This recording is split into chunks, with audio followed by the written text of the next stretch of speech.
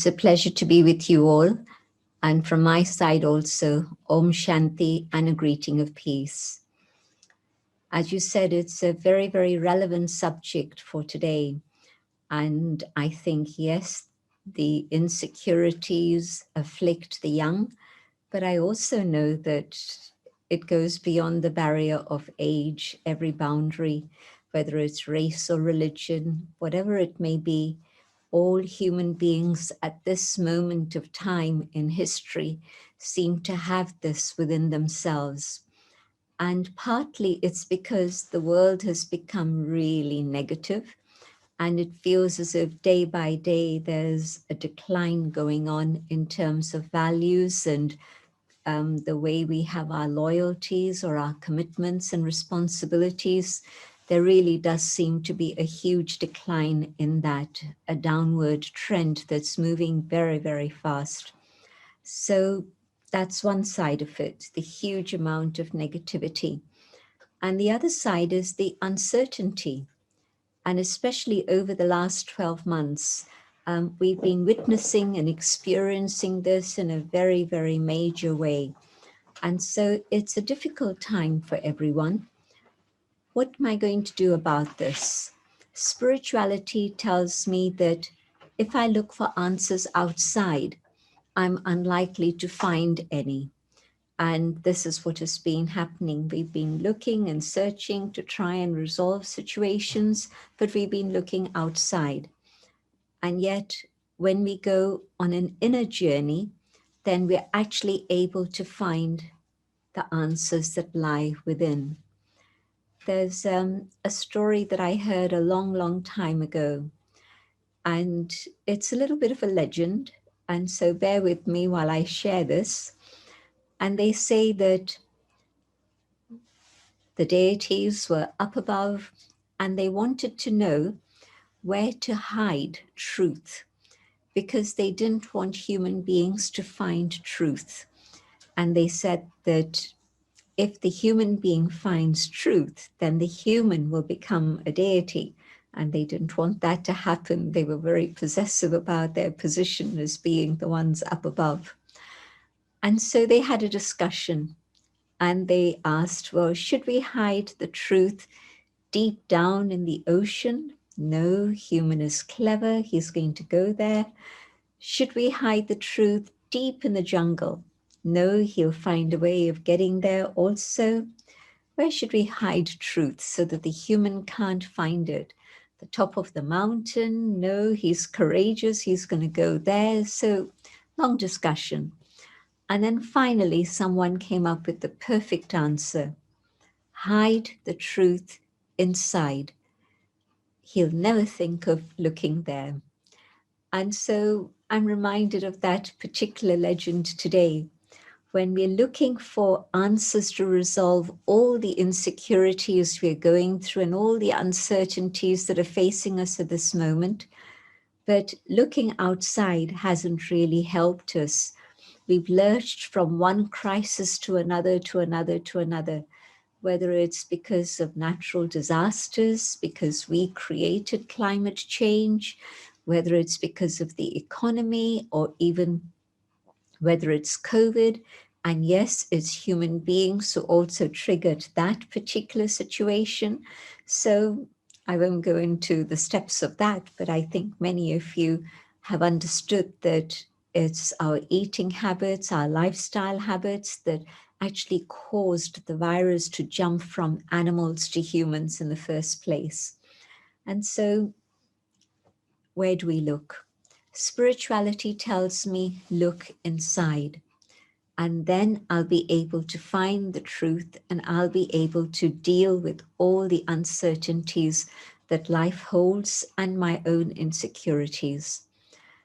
And so when I go on an inner journey, what do I discover? I discover the first level of my thinking. And then I go a bit deeper and I discover my feelings. I go a bit deeper and I discover my memories. I go a bit deeper and I discover my personality traits.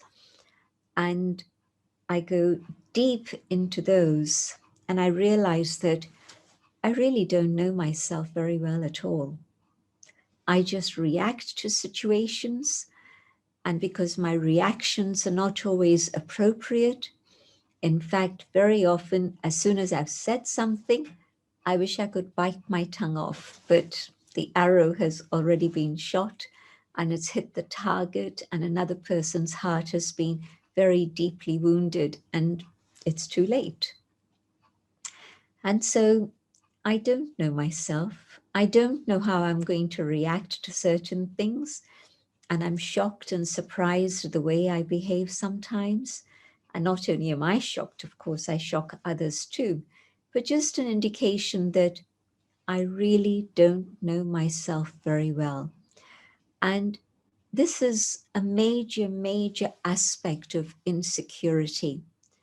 It feels as if I'm on shifting sand.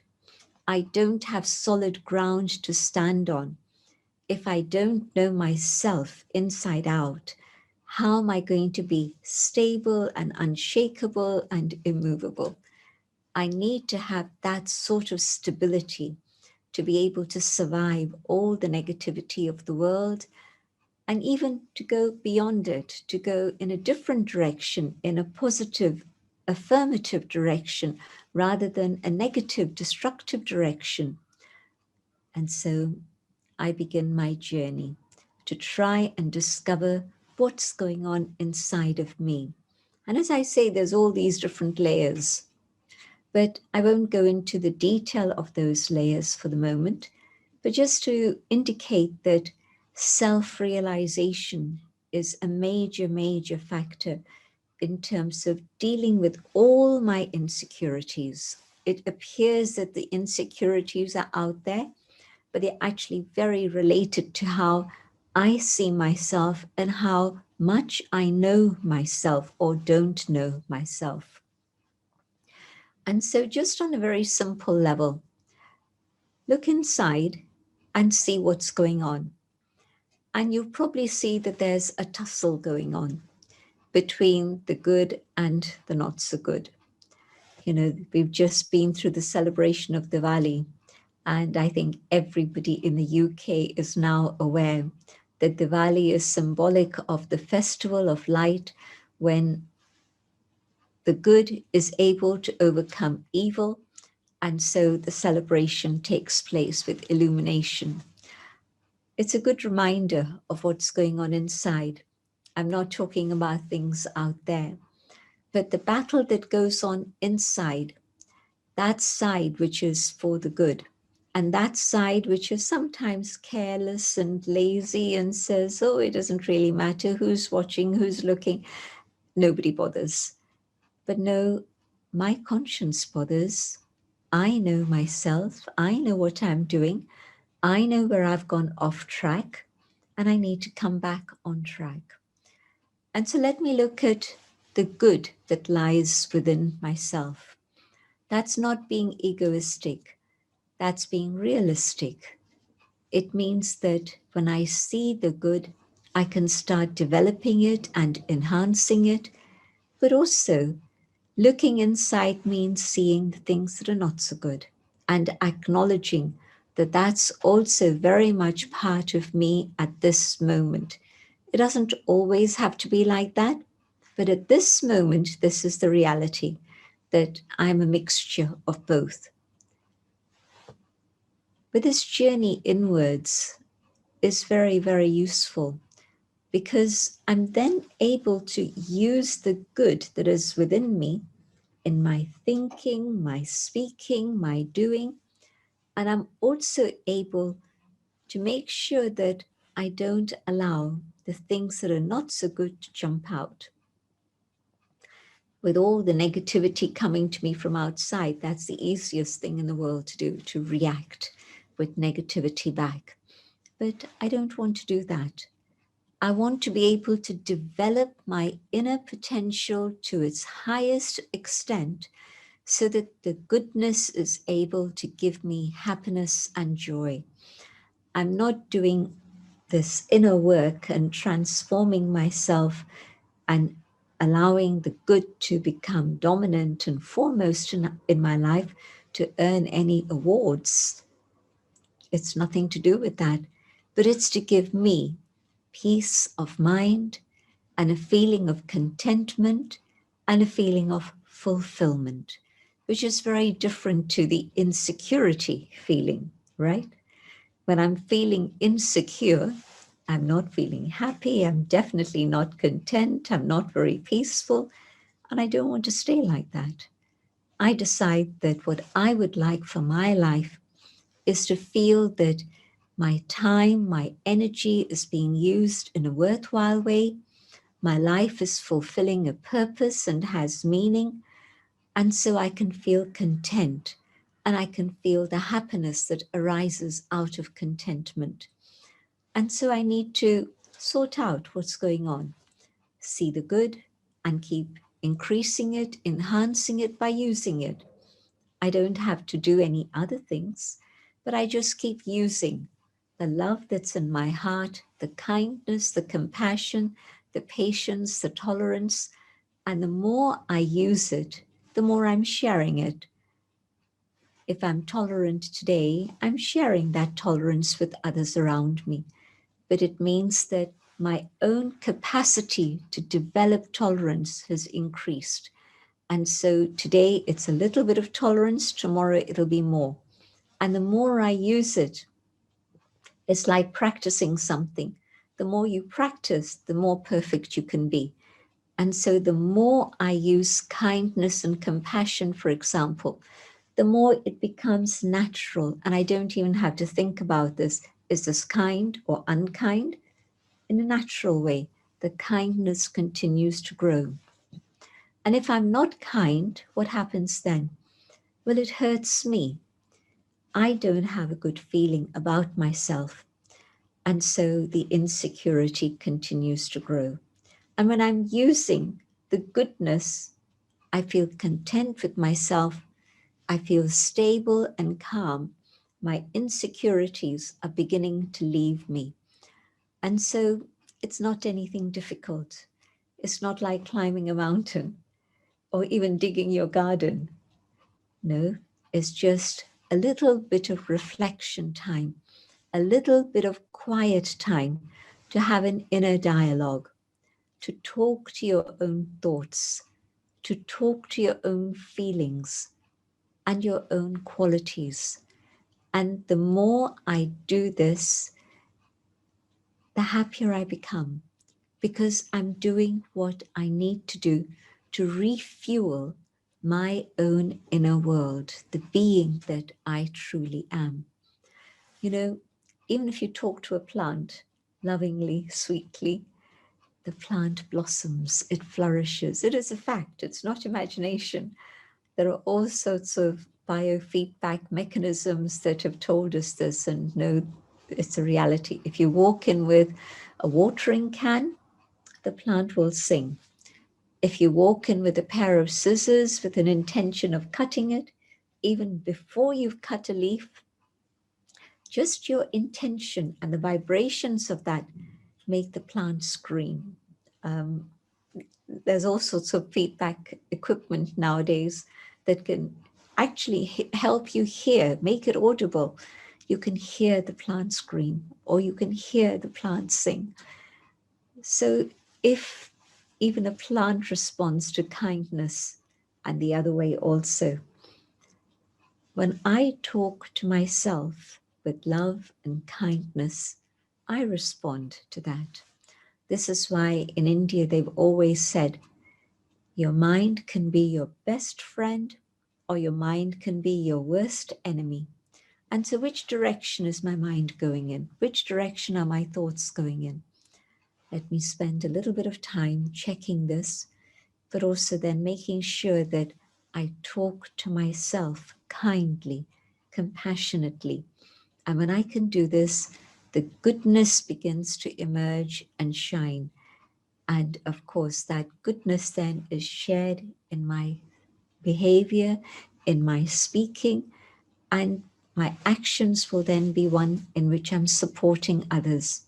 And in return, of course, they're going to support me also. It's absolutely natural. It's not that I'm doing it with that intention. No, my intention is just simply to make sure that I'm developing the right qualities within myself. And the more I do this, the more comes back to me. I get a return of kindness coming to me, of compassion coming to me, of cooperation and support coming to me. And so it's a very beautiful journey in which the positivity continues to increase all the time. And the more this happens, the more comfortable I am, the more secure I feel, and the more I can move forward on my journey comfortably. And so really the first step is looking deep, deep inside and enhancing the goodness that is already there.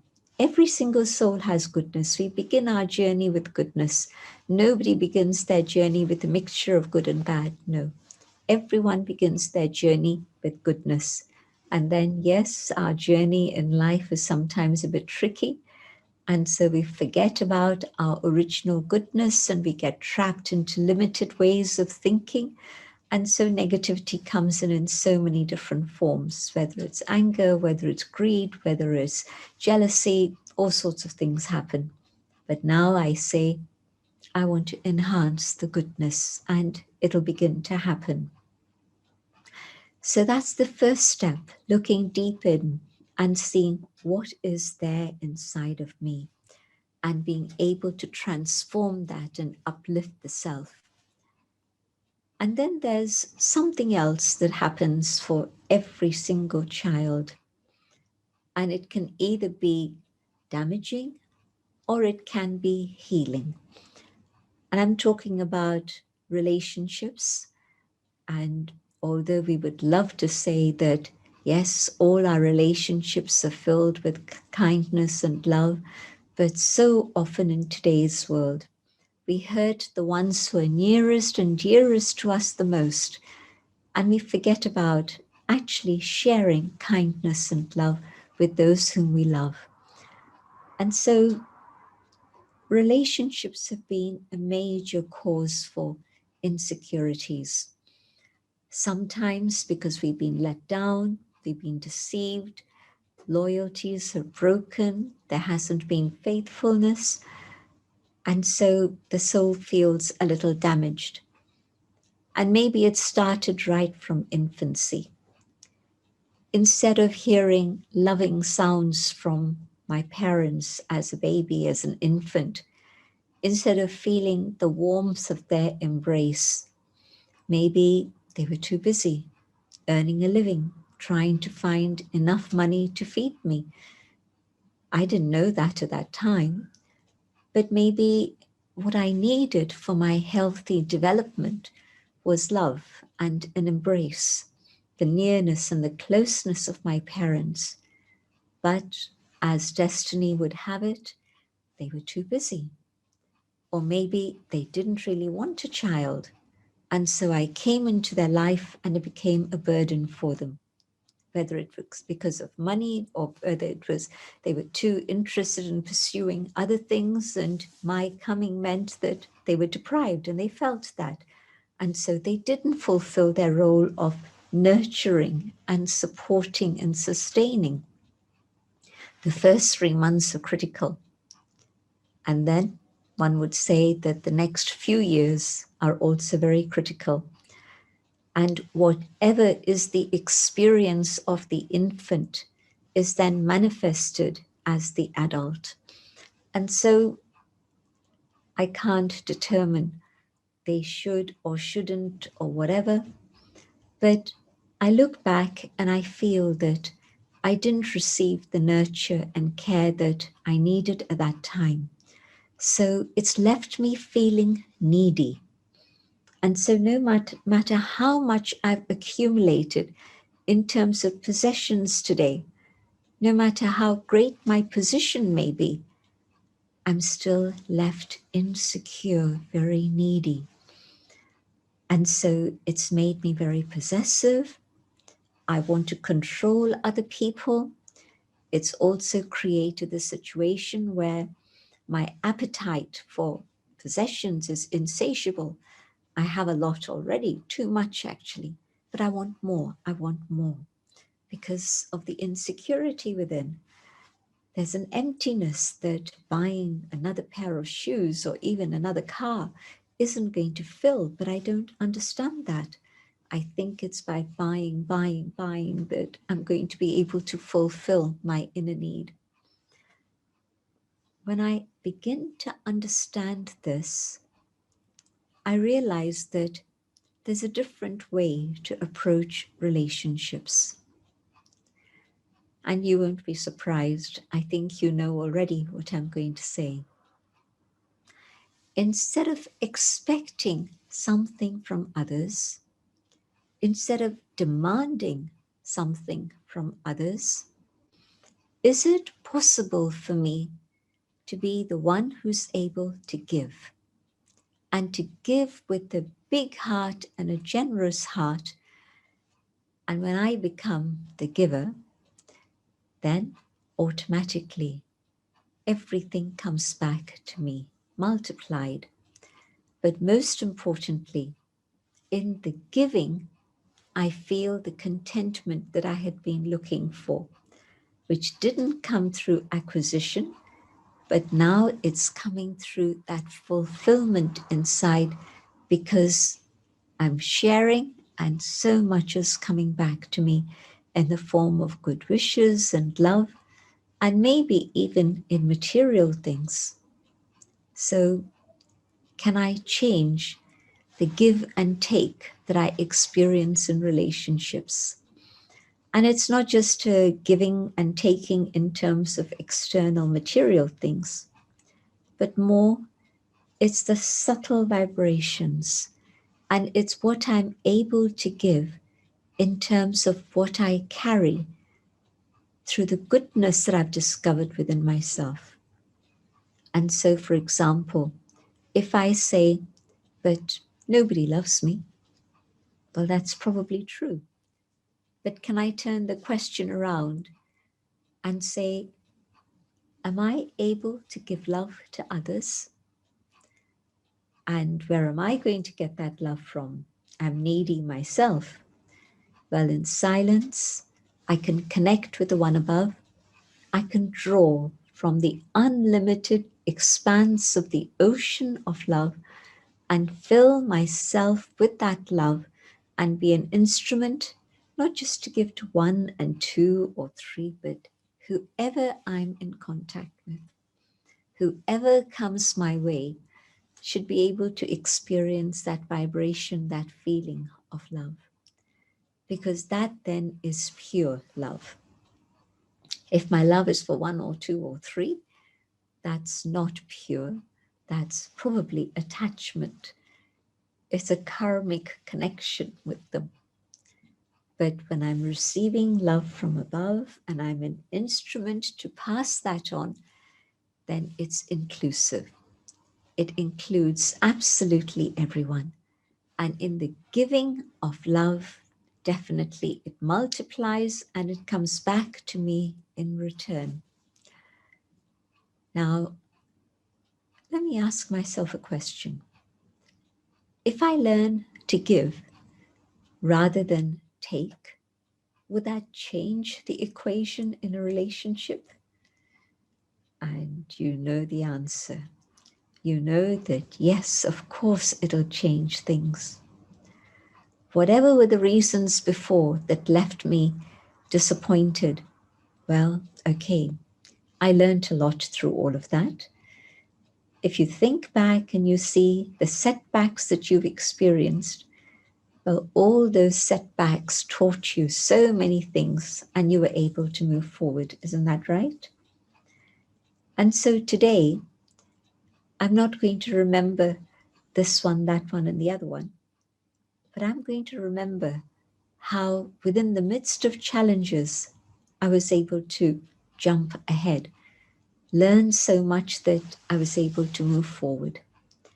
And if I'd just been in a comfort zone with everybody content and happy, but I would have got stuck there. But as things worked out, I had to move on. And so I went through the disappointments, to be able to come to this point to learn that it's not by receiving that I become happy, but it's by giving that I can be happy. A very, very big lesson to learn, and it will save you from any disappointment in your life from this moment on. And so the insecurities that come into relationships are a major factor that actually take away the happiness in our lives. Parents are insecure about how they're bringing up their children. And there I would just offer one sentence: give the children love, and their hearts will be with you forever. The law, discipline, yes, of course it's necessary. But first and foremost is the love. I heard a very lovely example about this, again, a long, long time ago.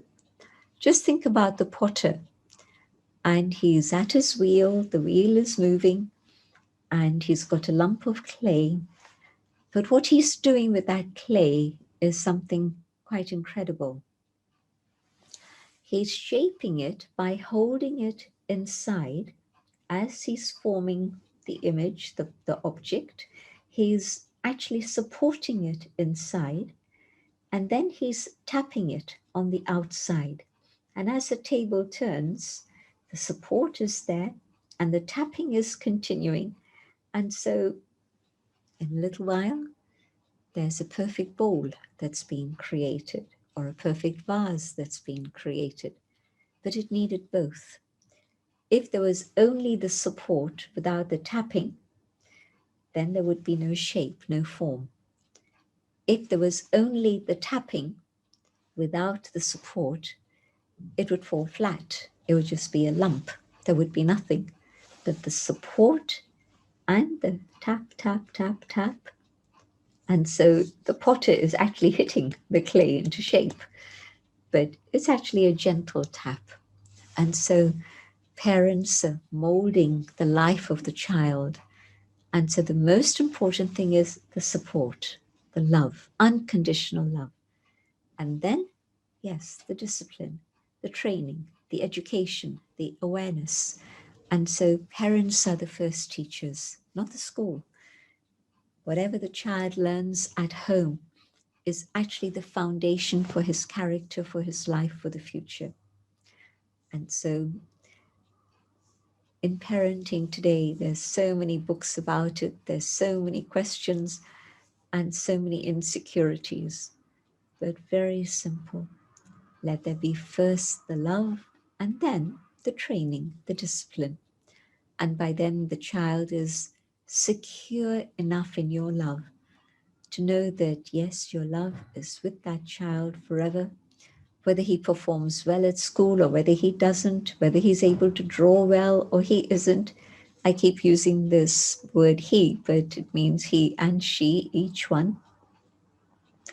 And so this point that in that relationship in which parents feel very insecure, of course the child also feels even more insecure.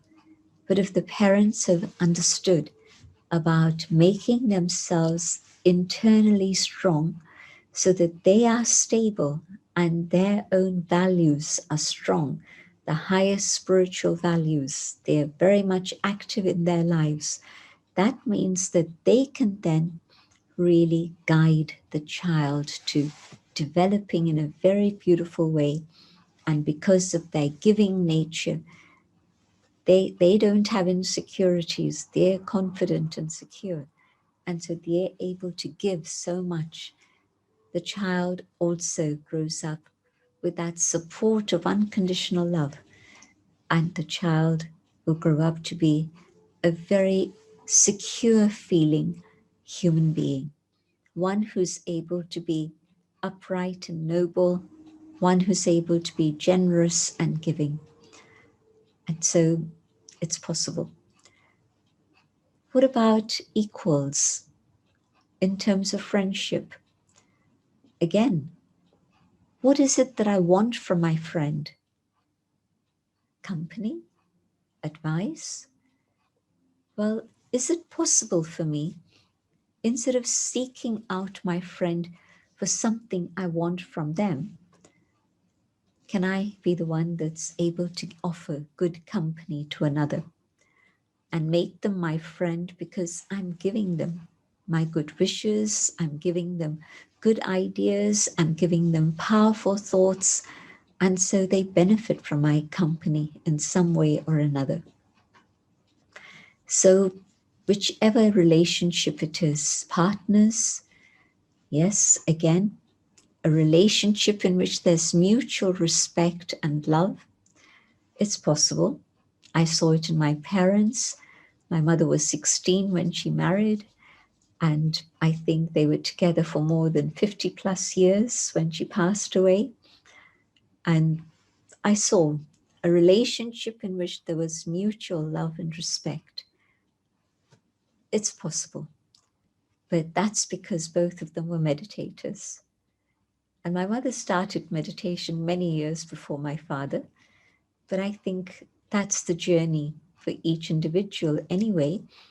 But especially within a couple, within a family, if parents are both meditators, going on that inner journey and filling themselves with what they need first, then able to give and share with each other and also with the other members of the family, their children and whoever else. So the secret of good relationships, my own inner security, knowing myself, finding the goodness, connecting with one above and sharing that, and that secure feeling of loyalty and support is such an incredible foundation for a good life. And so I think that when insecurity in terms of relationships has been dealt with, that really is such a beautiful experience. And it's not something that will happen after 5 years or 10 years. It's something you can experiment with today and experience that in your life here and now. And then I'm thinking about another insecurity that's very, very prevalent at this time. And that is the whole question of health. And that feeling of insecurity when you don't know where someone's come from, you don't know if they've got bugs, if they've got viruses, and you have to be so cautious, you have to maintain social distance, you have to keep washing your hands, you have to wear gloves, masks, all of these things. So all of these things are necessary. It's fine, but not out of phobia, not out of fear. If I'm doing all of these things out of fear, well, what the fear is doing is bringing down my immunity. Did you know that? My insecurity about my health, my fears about illness and bugs is actually reducing my immunity. And so I'm much more susceptible to every single thing that's flying around.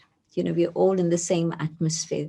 And some, because of their vulnerability, they're more exposed to others, to bugs than others. So I get sick. But if I'm not allowing fear to come, why?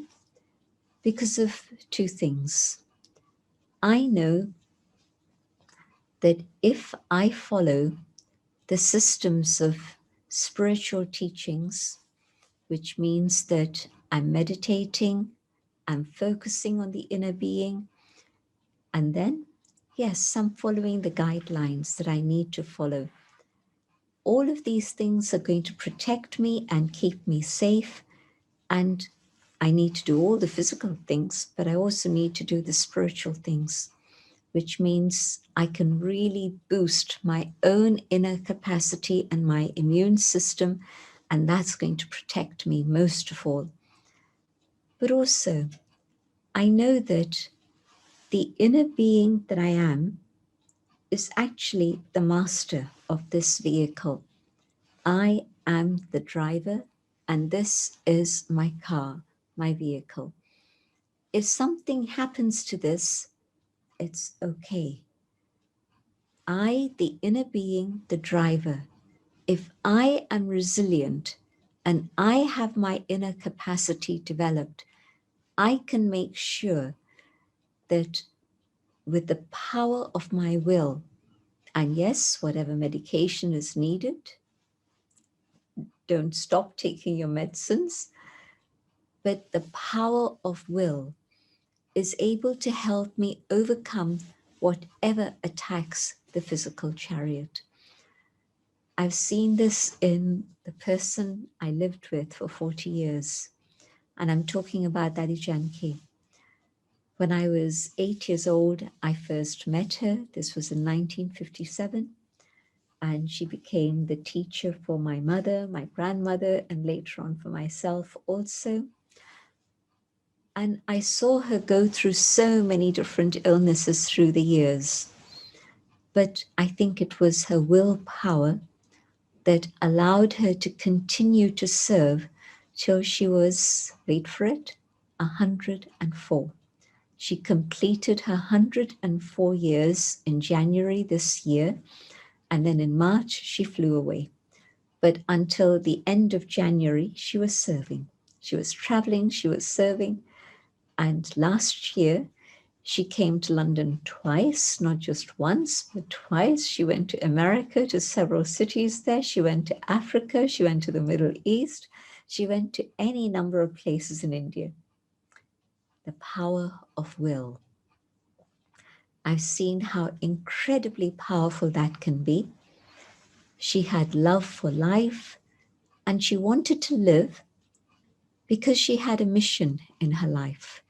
She wanted to share the happiness that God had given her. And so she loved making people happy.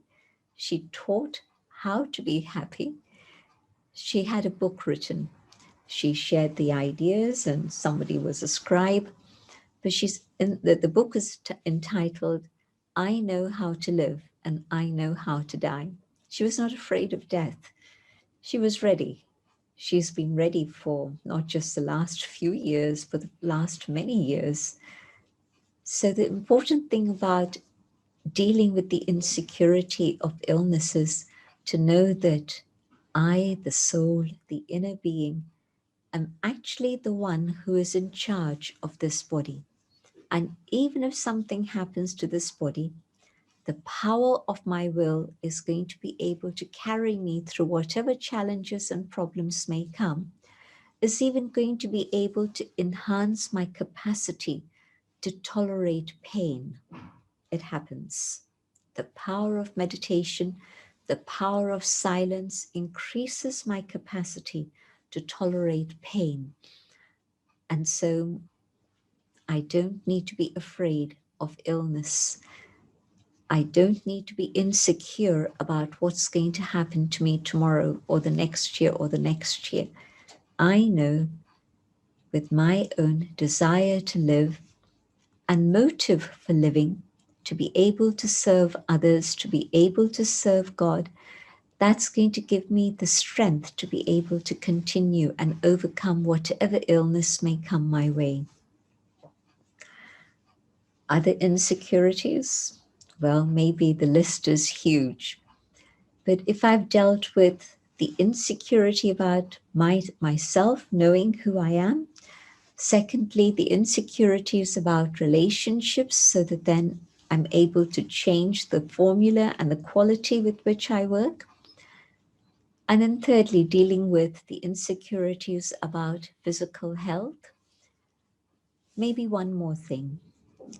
And that's sort of a broad overview of all the things that we have to deal with in our life. And so I'm thinking about the insecurities about finance. Is it possible for me to make sure that I use what I have today in a worthwhile way? Which means that at the present time, probably a lot of my expenses go in directions that are maybe not so useful. Can I simplify my needs? And I think all of us can do that. I don't need to buy another pair of shoes. I don't need to buy the latest computer. I don't need to buy the latest model of the telephone. What I have is fine. I'll be able to manage with it for the next few years at least. So can I simplify? Is it possible for me maybe to turn down the heating a little bit? I can still be comfortable, but I don't have to be extravagant. And instead of having 5 dishes, can I cut down to 3? You'll be able to start seeing things differently when you know that the inner being needs happiness to nourish itself. It's not 10 different varieties of food that I eat that are going to make me strong and healthy. Can I simplify all of that and come down to basics? Why? Because I don't know what the future brings, but I do know that if today I've been able to simplify my life, the future is going to take care of itself. If today I'm not concerned about economy, if I'm not concerned about limiting, restricting my expenditure, then there are no guarantees of the future. But if today I've lived simply, then I know that the future is going to take care of me. I don't have to worry about it. And so I also know that if I'm able to share what I have with others around me, if the need arises, they'll also want to share what they have with me. But the important thing, let me learn to find contentment within instead of thinking that contentment comes from going shopping or contentment comes from going on holidays.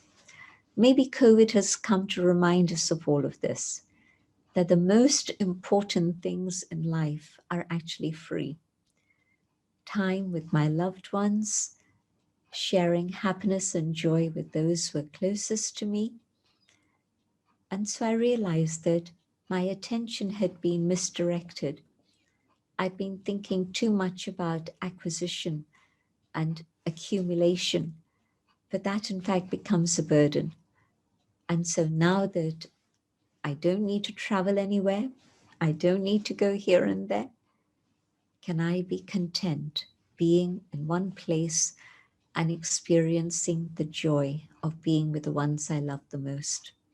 So you can see how looking at things from a spiritual perspective, I'm able to resolve all the insecurities that I'd been feeling. And now I know how to deal with each of these factors, for the most important one, to turn inwards and be with me, and secondly, to connect with the one above. And when I do that, then yes, I have all the happiness that I want, not just enough for me, but so much that I'm able to share that happiness with others also. And so what comes back to me is happiness multiplied. Let's go on in a journey, in an experiment to see how we can actually fill ourselves so that with that inner fulfillment, we can feel all the insecurities melt away and you're able to experience that inner state of being fulfilled and being filled with love and dignity. So just carry on sitting comfortably. And I'm going to speak out my own thoughts as we reflect together. And I'd like you to follow these ideas in your own mind. You don't need to repeat the words, you don't need to say anything, but just simply follow those ideas in your mind. Sitting quietly, I reflect on the things I've been hearing about, and I've tried looking for answers outside. I wasn't too successful,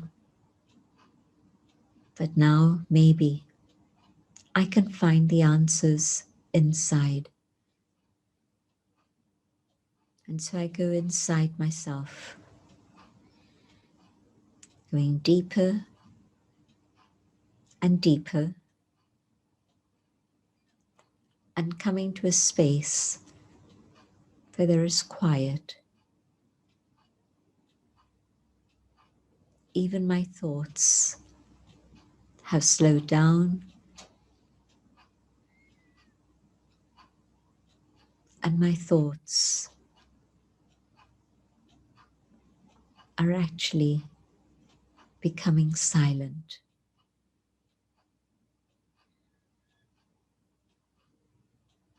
I realize that silence is my natural state of being. But yes, when I come into action, when I come into words, the silence is expressed as peace. Peace in my mind, peace in my words, and peace in my actions.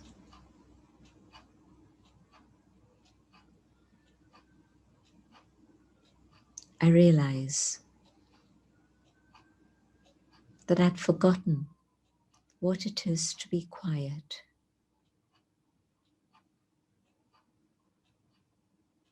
And now that I'm experiencing this quiet time,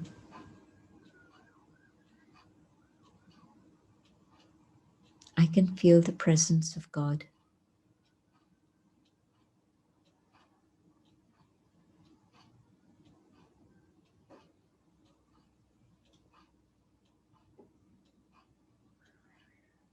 And in this silence,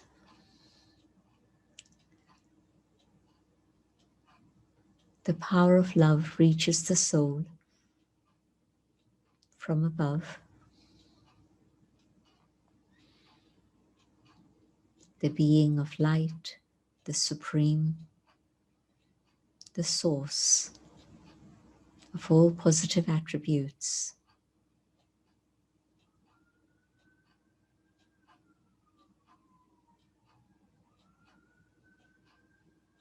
is filling me. And as I recharge myself with this power of love,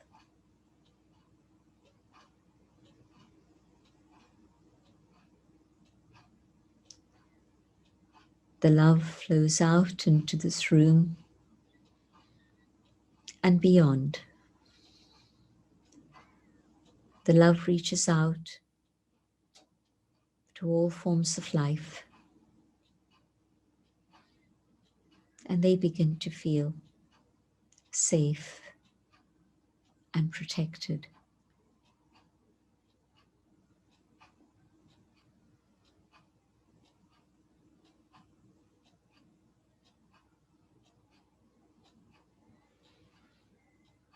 The power of love flows out to all aspects of nature, and nature is renewed and transformed.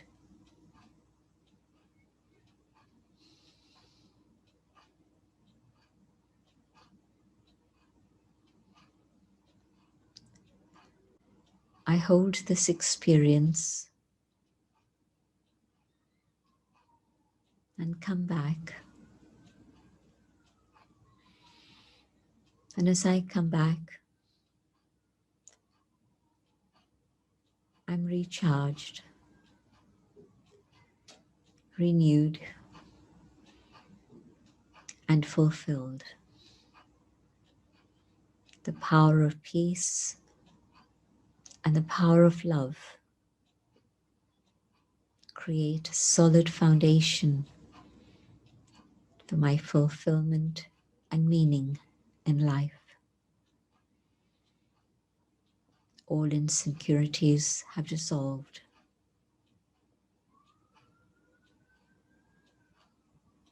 Om Shanti. Thank you. There's time for a few questions if anybody would like to ask.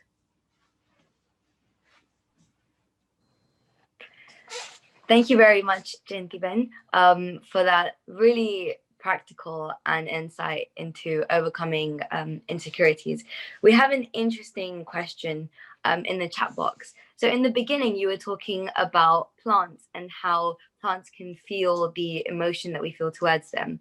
So so the question is, if plants can feel this pain, you said we can actually have devices that we can hear them screaming. So if plants can feel this pain, then what should we eat?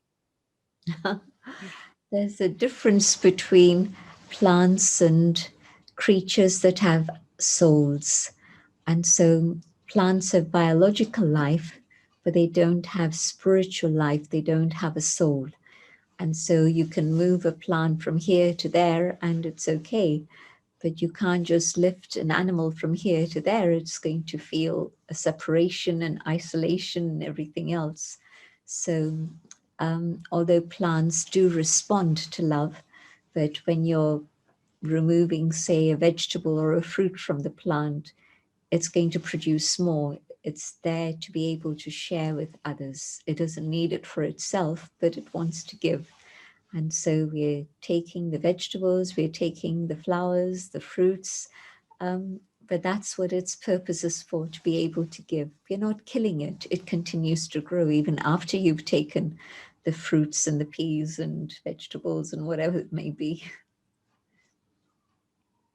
Yeah, I think that was a very good answer. That is true. Like plants would feel that pain, but it is their job to kind of give, and they do still grow after that as well. Another question that we have is, what is the difference between spiritual love and egoless love, and are they the same? I don't think it's possible to have egoless love unless it is spiritual. And so if I think that, I'm just in this physical form and my love for another person is again based on that physical identity, there's always going to be ego mixed in because my identity is at that moment ego based.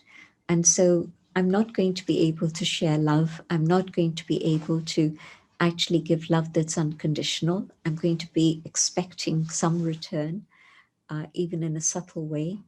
But when I myself am stable in my spiritual identity and am able to have God's love, then truly I can share that spiritual love with another in which there's absolutely no ego, but also there's no demand, there's no conditions attached.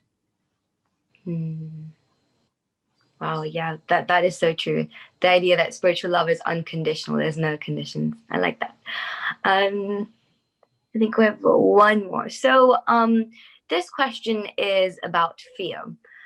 You did go through all the different types of fear that we have, but this person is saying how sometimes they do feel fear. So, for example, if they arrive at a new place and it's late at night, they have to travel home. And so they feel a little fear in a new environment. So, is this kind of fear sensible? And what do you think about that? If I can manage things and control things to the extent that I arrive at a new place in the afternoon rather than late at night, that's just being sensible. And so don't catch a train that's going to get you into a new place at 10 o'clock at night. Adjust things to go either the next morning or to go earlier in the afternoon. And so I think spirituality doesn't say be fearless and forget it, you're going to be protected. No, it's just silly to do things that open me up to any danger. And so let me learn what is sensible and take steps in that direction. And then, if for some reason or another, a very good reason, I can't do it earlier, I am late, then at that moment, let me be very stable in my inner identity of the soul. And I'll find that the power of awareness, the power of faith, my connection with God is going to protect me. But don't make God work overtime because you've been careless and not very sensible in the choices you've made. Yeah, that was a very good answer. I think I remember my mom always told me that, always remember that there is someone that's always looking after you, always there for you. And lastly, we have a question about relationships. You did talk quite a bit about how we can, overcome insecurities within relationships, about expectations and all of that. So what about when you don't have a good relationship with someone, or you're in some sort of conflict? How can we spend time with this individual or with this relationship with love? Because of course, you can't force a type of loving nature if you're not really okay with the person. Um, it's going to be a little bit awkward. So, what do you suggest? Um, Many different situations, in fact. One is where you said that there was conflict. Can I go back in time and just explore what was the cause of that conflict? And if it was my ego, do I have the courage and the humility to go back to that person and say, I'm sorry that I hadn't understood at that time, but I realized that it was my mistake. And can I sort it out and put it right here and now? And if it wasn't my ego, if it was genuinely something that was wrong on their part that caused the conflict and misunderstanding, do I have a heart that's big enough to actually forgive and find a way to make a fresh connection with them? Because they're also probably feeling very, very bad about it and not liking themselves. And so maybe I can approach them and say, should we meet for a cup of coffee and we can just talk things through? And maybe that's a door opening that they're going to appreciate. Or if there's somebody with whom I don't really have any conflict as such, but there's something in my mind that I'm holding against them. There's a habit they have that I don't like. There's a way they speak. There's a way they do things that I really get irritated with. But can I look for the good in that individual? And can I see something that is valuable and precious in them? And every human being has goodness. That is a reality. And so let me look for that good quality and change in my own mind and heart my attitude to that person. So it's not the fact that they're irritating me with this, that, and the other, but can I see the goodness that they have within them? And so I need to start exploring what's going on and why I react in the way that I do. Because if I carry on reacting, then today is this one, tomorrow it'll be somebody else, and another, and another. And I'll be surrounded by people with whom there's misunderstandings. But let me start going on that inner journey and sorting things out and finding out why I'm doing things the way that I am and seeing in what way I can change them. Yes, I think that's a very good start to beginning this journey on overcoming the insecurities and all of the questions that's been asked. So we have reached to the end of the program, um, but I think we can take one more question from the chat. Um, Okay, so we have this final question. So we're in the situation of a single separated parent, and when their kids start to stay overnight with the other parent, how does one assure them that both parents do love them, and you want to share love to the kids equally? And so, how do we get to a point where there is no fear in that parent? That oh, my kid might get further away from me, and so how does this parent, how can they handle that situation? The parent or the child? The parent. The parent just has to give them a lot of love when the child is with them. And that doesn't mean pampering them and just fulfilling all their demands or desires for external things, but just having time for them, talking to them, just seeing if internally they are secure, they are comfortable, they're okay, And if they want to talk about things, whether it's difficult things at school or whether it's whatever it is they're going through inside, the parent has to create a safe space and make sure that their attention is totally focused on the child. The worst thing is when here's a child who's come and the parent is so busy that they're not able to give the child the attention that is needed. And so, even if it's just for a day, well, to give the child full attention at that moment. Our minds get very distracted. We're not learning how to focus our minds anymore.